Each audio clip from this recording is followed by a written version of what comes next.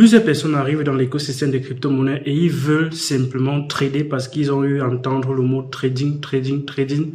Et ils ne savent pas qu'il y a plusieurs façons de générer de l'argent dans les crypto-monnaies. Il y en a tellement et je vais vous citer quelques-unes des façons de se faire de l'argent dans les crypto-monnaies. Le trading, pour moi, reste l'un des moyens les moins rentables si on n'a pas une certaine expertise. Avant de développer cette expertise, il y a d'autres moyens de générer de l'argent dans les crypto-monnaies.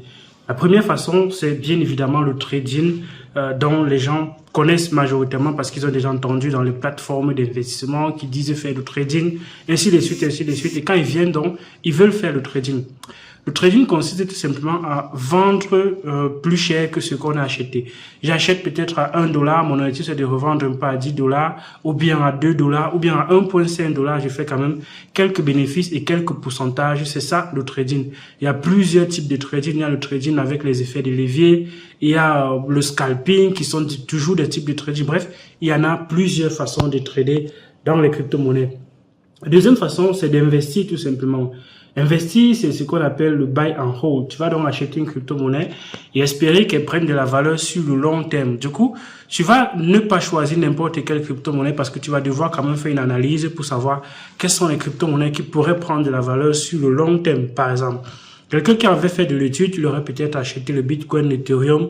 Bien évidemment, ce sont les crypto-monnaies les plus sûres aujourd'hui parce que la Security Exchange a déjà qualifié ces deux crypto-monnaies comme étant les utility tokens. D'autres crypto-monnaies, les sorts ne sont pas toujours connus. Du coup, à tout moment, il peut y avoir des procès contre ces crypto-monnaies-là. On voit par exemple le cas de Ripple, par lequel il est en train de passer depuis un certain nombre de temps. Donc, ça, c'est le holding. Il y a bien d'autres possibilités aussi. Il y a maintenant ce qu'on appelle les investissements dans les NFT. Les NFT, c'est toujours un peu comme du holding. Ça va plutôt te permettre aujourd'hui de pouvoir acheter des objets qui sont uniques sur la blockchain avec cette unicité qui a été créée avec le NFT. Les NFT, c'est non-fungible token. C'est une façon de créer des tokens qui sont pas interchangeables, qui sont uniques. Et cette unicité va s'appliquer à plusieurs secteurs. On aura par exemple de l'art, on aura de la musique, on aura l'immobilier, on aura plein de secteurs où on va pouvoir appliquer aujourd'hui les NFT. Une autre chose aujourd'hui qui est une fille des NFT, ce sont les métaverses. Les métaverses aujourd'hui, ça génère encore beaucoup d'argent pour ceux qui sont dans l'écosystème. Ils voient comment il y a des plateformes de play to earn où tu peux jouer des games, gagner de l'argent, où tu peux acquérir des terrains virtuels, où tu peux participer à un bon nombre d'événements virtuels comme Snowdrop a organisé récemment un concert dans le monde virtuel et les tickets ont été vendus sous forme de NFT par exemple. Donc il y a bien d'autres choses qu'on peut faire avec les NFT aujourd'hui qui est une grosse économie derrière. Il y a d'autres façons également de se faire de l'argent dans les crypto-monnaies. La finance décentralisée est l'un des moyens aujourd'hui les plus utilisés pour se faire de l'argent dans les crypto-monnaies. La finance décentralisée consiste à appliquer les principes de la finance classique, mais plutôt sur une blockchain. Et comme tout ce qui est sur une blockchain est dit décentralisé, on va donc appeler cette finance-là dite de finance décentralisée. Ça va te permettre de générer plein de revenus passifs avec les liquidités, avec le farming, avec les pools et un bon nombre d'actions, lending, borrowing, emprunter, prêter, ainsi de suite, où tu pourras générer beaucoup de fonds avec les crypto-monnaies.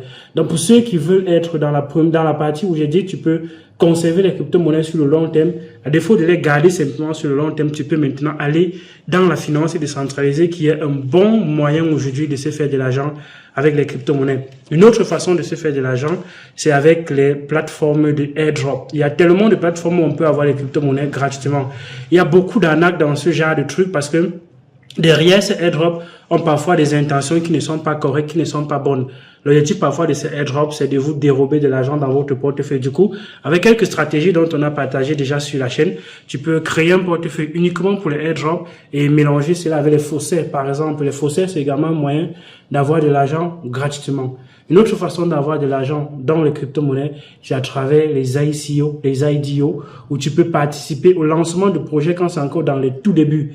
Et ces lancements de projets-là, pour ceux qui sont intéressants, ont parfois de très grosses performances. On parle parfois des performances de x100, x200, x300 pour certaines crypto-monnaies avec des potentiels assez solides derrière. Donc, c'est également un bon moyen aujourd'hui de se faire de l'argent dans les crypto-monnaies. Une autre façon, bien évidemment, c'est de faire du minage.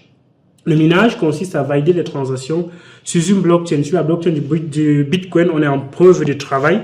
On va donc avoir des machines, des grosses machines qui vont valider les transactions et les ajouter sur la blockchain. C'est l'action de valider les transactions ajoutées sur la blockchain qui est donc ce qu'on appelle le minage.